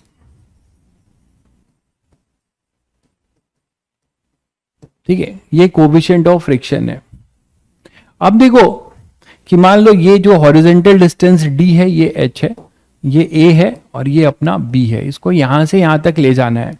तो यहां से यहां ले जाने में बहुत सारे फोर्सेस लग रहे होंगे, एक आप खींच रहे हो, एक ग्रेविटी, और एक अपना फ्रिक्शन, काइनेटिक फ्रिक्शन। तो अभी हम काइनेटिक फ्रिक्शन पे फोकस है। तो हमारे पास जो काइनेटिक फ्रिक्शन है वो कैसा लगेगा, काइनेटिक फ्रिक्शन अपना कैसा लगेगा, वो ऐसा लगेगा एफ के, बोलो। अच्छा, हर जगह पे आप देख रहे हो कि ये कर्व है, तो हर पॉइंट पे डायरेक्शन अलग अलग होगा भाई, ये कर्व है तो हर पॉइंट पे डायरेक्शन अलग अलग होगा, ये प्रॉब्लम है ना, डायरेक्शन चेंज होगा ना, टेंजेंट चेंज होगा, हर जगह पे ये अलग अलग होगा, मानते हो कि नहीं, हर जगह पे अलग अलग होगा। तो एक काम करते हैं, किसी डीएल डिस्टेंस के लिए, केवल किसी छोटे डिस्टेंस डीएल के लिए हम इसको एक assume to be a inclined plane मान सकते हैं। बताओ, यहां से यहां के लिए, केवल यहां से यहां के लिए ये डीएल बहुत छोटा है ना, तो for this small dl can we assume as a inclined plane for small dl, है ना, डीएल बहुत छोटा है, तो ये कर्व अभी जो पार्ट यहां से यहां तक का स्ट्रेट माना जा सकता है for a very small DL. अच्छा, यहां पर जो भी अपने पास टेंजेंट होगा वही थीटा भी होगा, यहां पे अपने पास जो टेंजेंट होगा, ये इस कर्व पे जो टेंजेंट होगा दैट इज योर थीटा।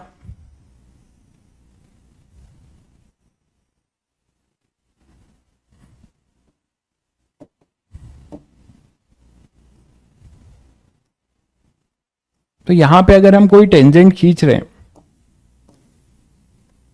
यहां पे हम कोई टेंजेंट खींच रहे हैं, है ना,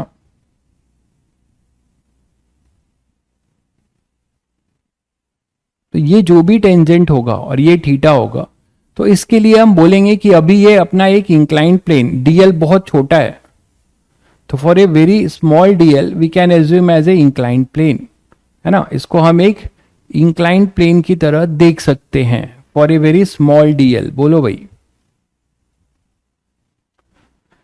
तो अगर ये अपना टेंजेंट जो भी ये थीटा है, तो ये भी थीटा होगा, ठीक है। तो केवल अगर मैं ए से बी पोर्शन की बात करूं, इसको मैं बड़ा करके यहां बना दे रहा हूं जो आपको समझ में आए, तो केवल ए से बी के लिए मैं यहां बना दूं, केवल ए से बी के लिए जरा बताओ।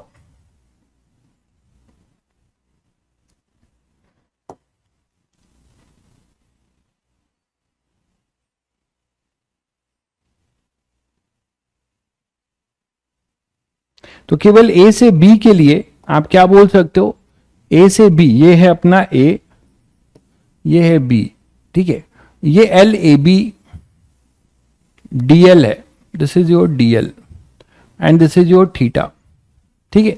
तो यहां के लिए फ्रिक्शन फोर्स की का वर्क डन आप क्या बता सकते हो, फ्रिक्शन फोर्स का वर्क डन आप क्या बता सकते हो कि मान लो कोई बॉडी है अपनी यहां से, अब तो इजीली बता सकते हो सभी लोग,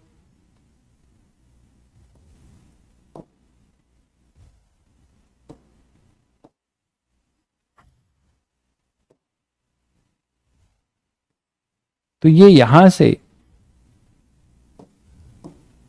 यहां तक जाने के लिए जो वर्क हुआ है इसका, फ्रिक्शन का, अभी हम केवल फ्रिक्शन पे फोकस कर रहे हैं, तो फ्रिक्शन का जो वर्क होगा ये ऐसे लग रहा था एफ के, ठीक है। तो ये जो भी फ्रिक्शन फोर्स होगा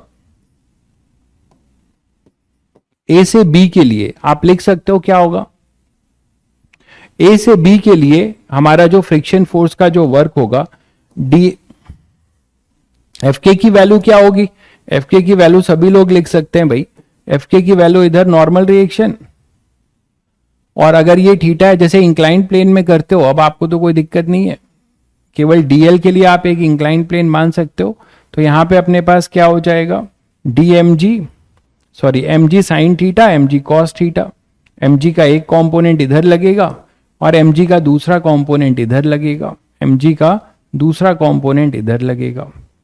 तो अगर आप इसको लिखना चाहेंगे तो ये अपना नॉर्मल रिएक्शन, ये एम जी, थीटा बदल रहा है, यहां चैलेंज क्या है आपको, थीटा बदल रहा है, यही है ना, तो इसको डी एफ के करिए बिल्कुल, क्योंकि स्मॉल डिफरेंशियल एलिमेंट के लिए तो बेटर है इसको आपको डी एफ के कर देना चाहिए, क्योंकि हमने स्मॉल डिस्प्लेसमेंट के लिए किया है। यहां चैलेंज क्या है बच्चों, ये किसी बच्चे ने समझा, यहां चैलेंज है कि हमारा थीटा चेंज हो रहा है, कर्व अपना बदल रहा है, तो टेंजेंट डायरेक्शन चेंज हो रहा है सारे फोर्सेस के, तो यहां पे डी एफ के अपने पास ये है और ये है एम जी, तो n equal to m g, n की वैल्यू है एम जी कॉस थीटा, और ये अपने पास डी एफ के है, ये है एम जी साइन थीटा, ठीक है। तो अब आप बता सकते हो कि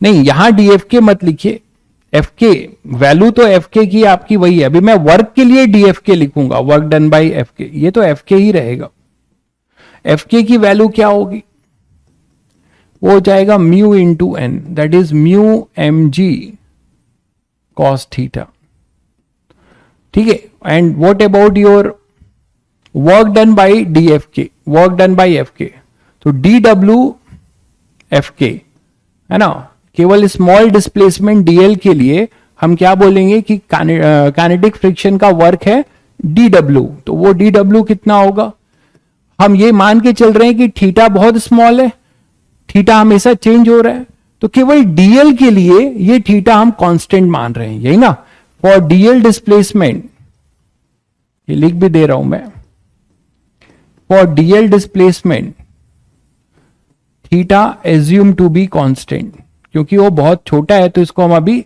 ये मान के चल रहे हैं कि जो एंगल यहां पे है वही एंगल यहां पर है, अभी ये चेंज नहीं हो रहा है क्योंकि डीएल अपना बहुत स्मॉल है, तो displacement theta assume to be constant, ध्यान से देखिएगा, ये बोल सकते हैं। चलिए, तो अब आप डी एफ की क्या लिखोगे, ये एफ के की वैल्यू कितनी है, mu m g cos theta, and what is the displacement, it is dl, but both are opposite direction, तो it is of cos pi, है ना, इट इज कॉस पाई, तो नेगेटिव होगा, है ना, वो नेगेटिव होगा आपका वर्क डन, तो work done by kinetic friction, तो work done by kinetic friction हम लिख सकते हैं क्या, minus mu m g dl cos theta. यहां पे आपको चमकना चाहिए कुछ, एक बहुत यूनिक चीज निकल कर आ रही है। वो यूनिक चीज ये है कि डीएल कॉस थीटा को मैं क्या लिख सकता हूं बच्चों, जल्दी से कमेंट करके बताइए। डीएल कॉस थीटा को मैं क्या लिख सकता हूं कि मान लो ये यहां से यहां गया तो इसने कुछ, ये डीएल है क्या, कुछ हॉरिजॉन्टल डिस्टेंस और कुछ वर्टिकल डिस्टेंस, इसी का तो कुछ आप बोल सकते हो। तो शायद सभी को ये चमक रहा होगा कि जो ये डीएल कॉस थीटा है that can be written as dx, that can be written as the horizontal displacement dx, और ये एक तरीके से dy है। तो क्या मैं इसको डीएल कॉस थीटा को dx लिख सकता हूं भाई, इसका हॉरिजॉन्टल प्रोजेक्शन कंपोनेंट, ठीक है, इसका मैं कंपोनेंट लिख सकता हूं दिस वन dl, इसका मैं अगर हॉरिजॉन्टल कंपोनेंट लूं, प्रोजेक्शन लूं, हॉरिजॉन्टल डायरेक्शन में इस डिस्प्लेसमेंट का प्रोजेक्शन लूं तो मुझे dx मिलेगा। तो अगर मैं यहां पे, मुझे एक बहुत बड़ी बात निकल के आ रही है कि dwfk को मैं लिख सकता हूं minus mu m g into d x, और मैं इसको इंटीग्रेट करूंगा टोटल वर्क डन के लिए। तो आप ये देखो कि ये x है क्या, ये यहां पर था, अब ऐसे कई सारे dx, ये अपना dx है, इसी को आपने dx बोला है, और ये अपने dy बोला है। तो ऐसे सभी dx अगर यहां जुड़ेंगे तो ये यहां से लेके यहां तक, मतलब मैं हॉरिजॉन्टल, अगर ये यहां से शुरू हुआ है, यहां से total work done a to b है ना, तो this is delta of WFK is the total work done. तो मैं इसको क्या लिख सकता हूं, हॉरिजॉन्टल डिस्प्लेसमेंट को, ये सारे dx अभी जुड़ेंगे तो क्या बन जाएंगे, d। तो आप यहां पे लिख सकते थे, एक बहुत इंपॉर्टेंट बात ये मिली मुझे कि minus mu m g into d, this will be 0 to d है ना, dx को। तो आपको ये मिलता है कि अगर मुझे ऐसे केस में अगर वर्क डन बाय फ्रिक्शन लिखना हो तो मुझे परेशान नहीं होना चाहिए। मुझे क्या करना चाहिए, एक बहुत बड़ा ट्रिक मिलता है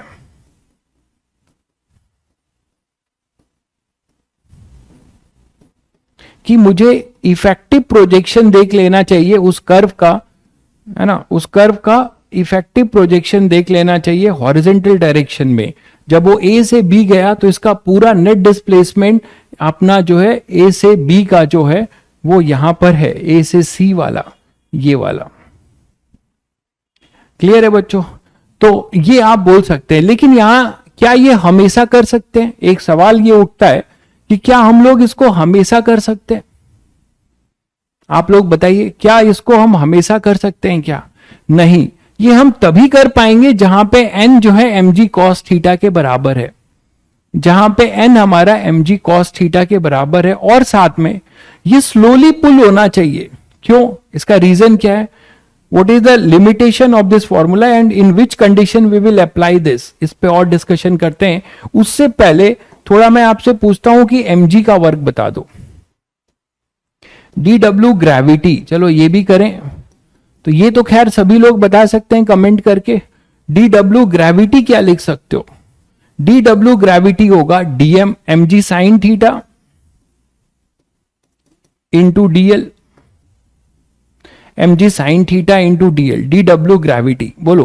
तो dw ग्रेविटी हमें ये मिलता है, थोड़ा इसको और यहां लिख देता हूं।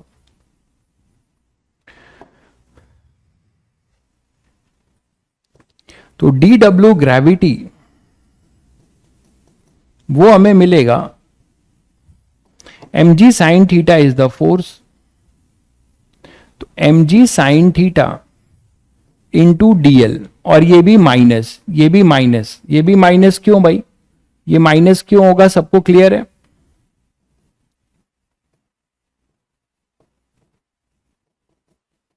ये माइनस क्यों होगा, ये क्लियर है? क्योंकि ये भी इधर है और डिस्प्लेसमेंट इधर है, ठीक है। तो अब यहां पर इसको आप इंटीग्रेट मारोगे तो फिर आपको वही चीज मिलती है क्या? ये पूरा 0 से w ग्रेविटी, और ये आपको मिलता है 0 से, देखिए dl साइन थीटा क्या है, दिस इज dy, तो आप इसको लिख सकते हो minus mg this dl sin theta is nothing but this is dy, इस dl का वर्टिकल कंपोनेंट। तो ये dy, और dy जो इंटीग्रेट होगा वो इंटीग्रेट होगा, सारे ये dy जुड़ेंगे, ये सारे dy जुड़ेंगे तो 0 से h, तो ये 0 से h। तो आपको एक बहुत बढ़िया चीज, ये तो खैर आप हमेशा कर सकते हो, इसमें कोई दिक्कत ही नहीं है ना, इसको तो आप हमेशा कर सकते हो। ये क्लियर है सभी को? W ग्रेविटी आपको मिल गया, क्यों? माइनस mgh आपने ग्रेविटेशनल पोटेंशियल एनर्जी से रिलेट करिए, ठीक है। अभी आप यहां से यहां जा रहे हो तो इसकी पोटेंशियल एनर्जी 0 से यहां तक क्या हो रही है, बढ़ रही है। अब इस माइनस को अगर आप यहां ले आओगे तो minus W of gravity equal to mgh आ रहा है, and that is your u। अगर इसको आप 0 बोलते हो तो यहां का u क्या होगा, mgh।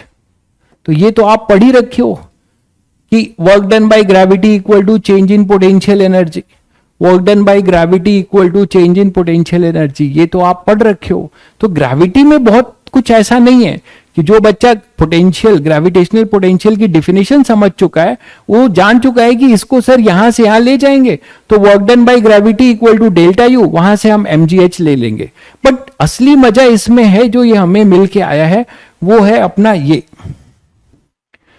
कि इसे हम लिख रहे हैं। बट ये हमें अब थोड़ा डिस्कशन करना होगा कि क्या ये मैं हर जगह लगा सकता हूं, उस पर अब बात करते हैं, ठीक है। ये हम हमेशा नहीं लगा सकते, ये तभी लगा सकते हैं जब हमारा n mg cos थीटा है, मैं बार बार बोल रहा हूं। और आप मुझे बताओ कि n mg cos थीटा कब होगा, ये तो कर्व पे मूव कर रहा है, लेकिन n equal to mg cos theta कब होगा? आपको रेडियस ऑफ कर्वेचर का भी कॉन्सेप्ट दिया है। तो मुझे ये बताओ कि जब इसकी वेलोसिटी नहीं होगी तभी आप न्यूटन फर्स्ट लॉ लगाओगे। मैं इस पे और डिस्कशन करता हूं अगले स्लाइड में। मेरा आपसे ये कहना है कि मान लीजिए जैसे ये मूव कर रहा था पार्टिकल,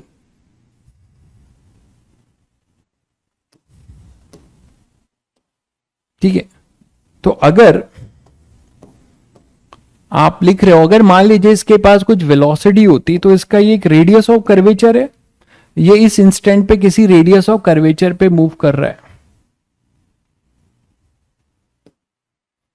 अब इस लेवल की चीजें मुझे नहीं पता कितने लोग इंटरटेन करेंगे, आई डोंट नो, बट मेरा काम है आपको सब कुछ बताना, नहीं तो मैं आपके साथ चीटिंग करूंगा। बाकी आप कितना लेना चाहते हैं वो आपके ऊपर है।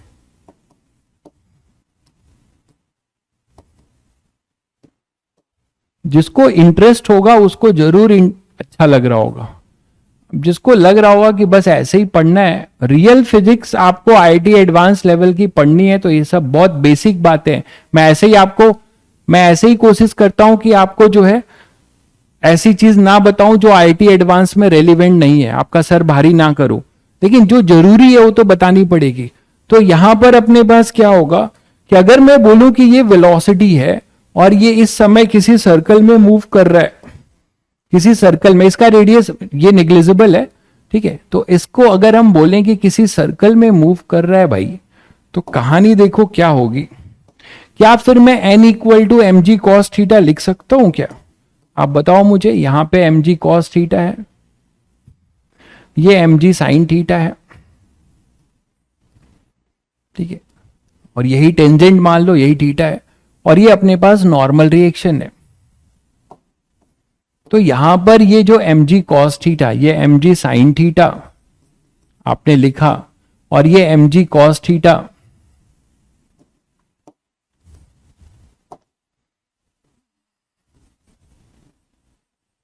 ये एम जी कॉस थीटा है, और ये नॉर्मल रिएक्शन है। अगर ये वेलोसिटी है तो क्या मैं एन को ये लिख पाऊंगा बच्चों?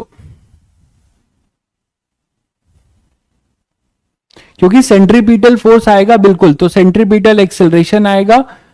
तो हम क्या लिख सकते हैं?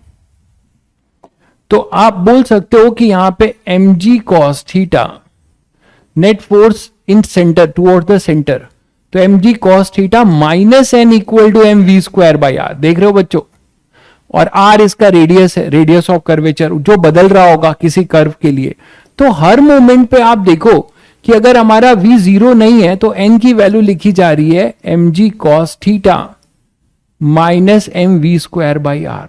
तो क्या ये रिजल्ट हमें मिलता?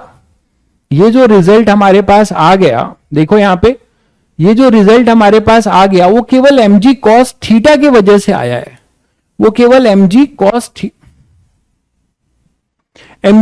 थीटा की वजह से आया है, तभी आपने डीएल से मल्टीप्लाई किया तो ये इसका प्रोजेक्शन बन गया। ये इसका क्या बन गया? प्रोजेक्शन बन गया। क्लियर है? तो ये आपको इसका प्रोजेक्शन मिल गया। लेकिन अगर ये m g cos theta into dl नहीं होता, ये एम जी कॉस थीटा नहीं होता, तो आपके पास ये नहीं आता। ये शायद सभी बच्चों को क्लियर होगा।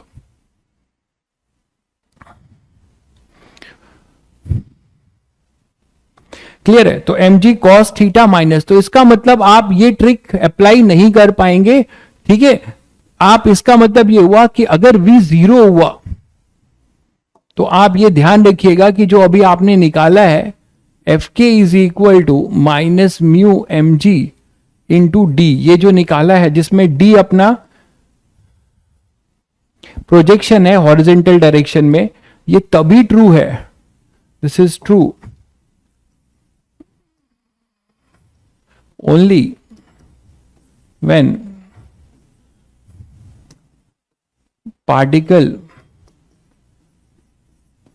move very slowly on the curve, जिस कर्व पे आप निकाल रहे हो, है ना, और उस केस में दैट इज v जीरो रहेगा, है ना, तब जाके आप n equal to m g cos theta लिख सकते हो। d क्या है अपना? Projection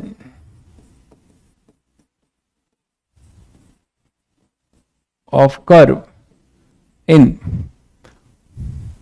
horizontal direction.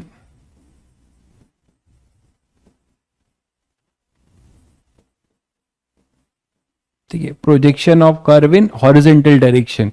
तो ये इसका मैंने आपको बताया। ठीक है, अब एक और भी सुनो, मान लो वो कर्व नहीं हो, इसमें एक और बात सुनो कि अगर ये कर्व ना हो, स्ट्रेट इंक्लाइंड प्लेन हो,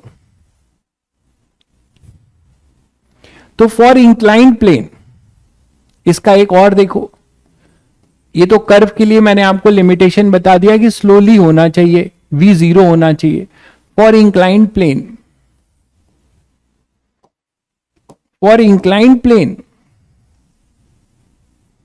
ये अपना इंक्लाइंड प्लेन है, और इसको अगर आप यूज करते हो यहां पे,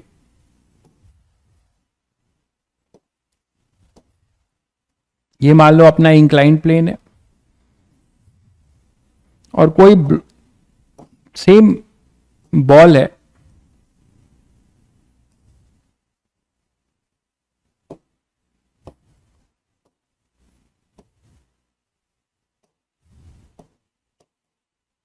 ठीक है, आप इसको यहां से यहां पहुंचाना चाह रहे हो। ठीक है, तो किसी टाइम के बाद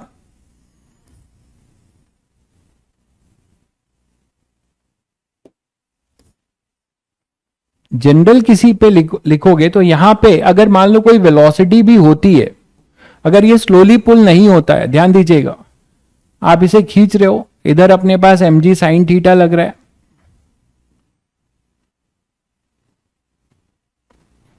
और इधर नॉर्मल रिएक्शन है, इधर एम जी कॉस थीटा है, और यहां पे वेलोसिटी जीरो नहीं है, स्लोली पुल नहीं हो रहा है, ये एफ के है, और इधर ही अपना एम जी साइन थीटा है। चलिए मैं यहां पे एम जी साइन थीटा नहीं दिखा रहा हूं, मेरा मतलब कंसर्न एफ के से है अभी, तो ये एफ के है। ठीक है, और यहां मैं बोलूं v not equal to zero, ये जो v है ये v है मान लो, तो क्या यहां पे भी हम लिख सकते हैं या नहीं लिख सकते हैं? तो आप मुझे बताओ कि यहां पे क्या n equal to m g cos theta लिखा जा सकता है बच्चों? और किसी भी डीएल डिस्टेंस के लिए इसको अगर आप बहुत सारे छोटे छोटे ट्रायंगल में डिस्ट्रीब्यूट करते हो, इसको ऐसे एक्स वाई में, तो आपको क्या दिखता है?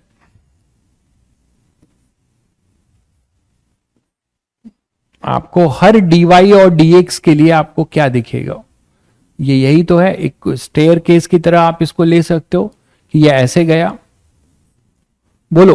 तो यहां पे इस डीएल के लिए, क्या आप इस डीएल के लिए, ये जो डीएल है, फॉर दिस डीएल आप n equal to m g लिखोगे तो डीएफ के लिख सकते हो, यहां पे n equal to m g लिख सकते हो। बहुत कायदे की बात हो रही है, सबके समझ के मुझे नहीं लगता कि है। तो ये मैं कह रहा हूं कि क्यों लिख सकते हैं, because this is a plane. तो for plane the radius of curvature is infinite. जो रेडियस ऑफ कर्वेचर होगा वो इनफाइनाइट होगा।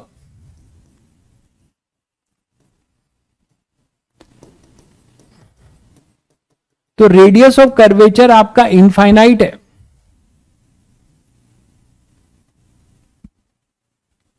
ठीक है, तो जब रेडियस ऑफ कर्वेचर इनफाइनाइट है तो यहां पे n m g cos theta minus N equal to m v square r जो लिखते थे, इसमें ये आर इंफिनिटी को टेंड हो रहा है यार, प्लेन सरफेस है।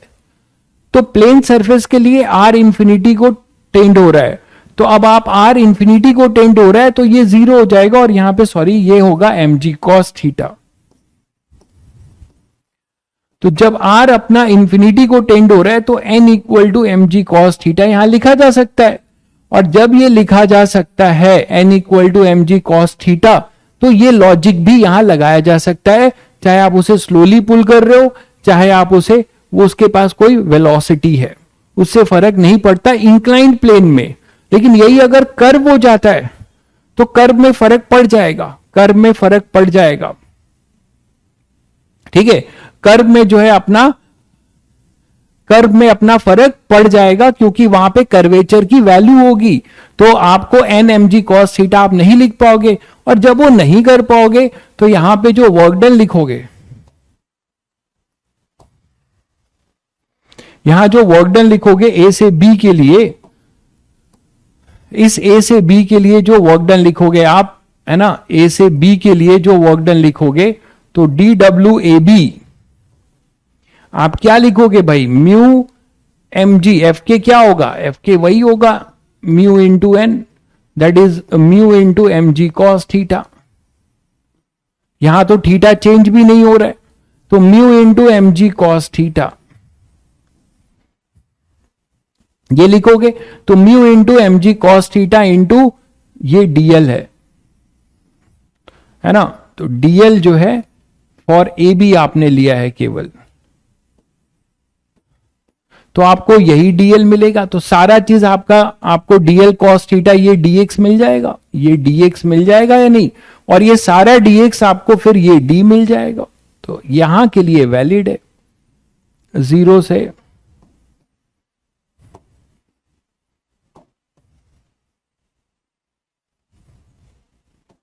तो डी डब्ल्यू a b that is mu m g dl cos theta ये लिख सकते हो। और यहां पे तो आपने देखा कि जहां n equal to m g cos theta आएगा, वहां पे हमें एक स्पेशल बात मिलती है कि पाथ इधर है। एक बड़ा इंटरेस्टिंग बात आपको ये भी दिख रहा है कि ये पाथ यहां से यहां है, बट फ्रिक्शन का वर्क यहां से यहां हो रहा है।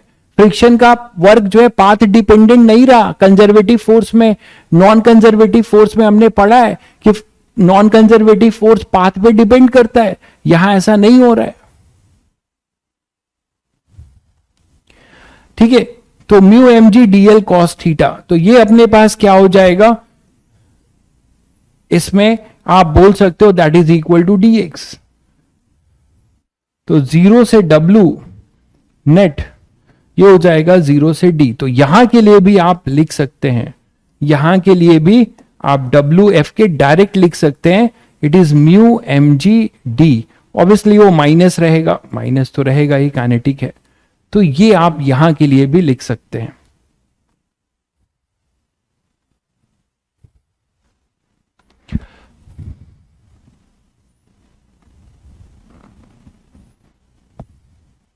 क्लियर है बच्चों? ठीक है। अरे प्रणय ये क्या क्या पूछ रहे हो यार, रोलिंग वोलिंग ये सब जब पढ़ाई होगी तब पूछना। अति उत्साहित बनोगे तो हानिकारक होगा आपके लिए। तो ये मैंने आपको बता दिया। एक भाई लिख रहा है कि सर इजी तो है, समझ में आ गया। तो ये इसकी क्रेडिट अपने आप को दो, है ना। आपने उस चीज को ध्यान से समझा तो आपको समझ में आ गया, तो इसकी क्रेडिट आप अपने आप को दो। ठीक है। और थोड़ा बहुत मुझे भी दो, शायद मैंने आपको समझा भी दिया। हालांकि ऐसा नहीं है, मेरी कोई क्रेडिट नहीं है, जब तक आप समझना नहीं चाहोगे तब तक मैं आपको समझा नहीं पाऊंगा। तो बच्चों ये क्लियर है, एक स्पेशल केस जिसपे बहुत अच्छे अच्छे क्वेश्चन अभी हम करेंगे और मिलेगा आपको। ठीक है, चलिए आज के लिए इतना ही। ये लेक्चर रिवाइज करके आइएगा, ठीक है, और कल हम लोग इस पे अच्छे क्वेश्चंस करेंगे, है ना। हम एनर्जी के थ्योरी वाले पार्ट, कल हमारा थ्योरी पार्ट पूरा हो जाएगा, ठीक है, फिर क्वेश्चंस करना शुरू करेंगे। ठीक है बच्चों, चलो मिलते हैं कल के बाद। मैं आपको क्वेश्चन टिक कराना शुरू करूंगा। अभी हम इस लायक नहीं हुए हैं कि हम वर्क पावर एनर्जी के क्वेश्चन में हाथ डालें। आप केवल डीपीपी कर सकते हो जो टॉपिक वाइज है, या आपके पास कोई बुक है तो वर्क के क्वेश्चंस कर सकते हो, बस अभी और कुछ नहीं कर पाओगे। क्लियर है, चलिए मिलते हैं फिर।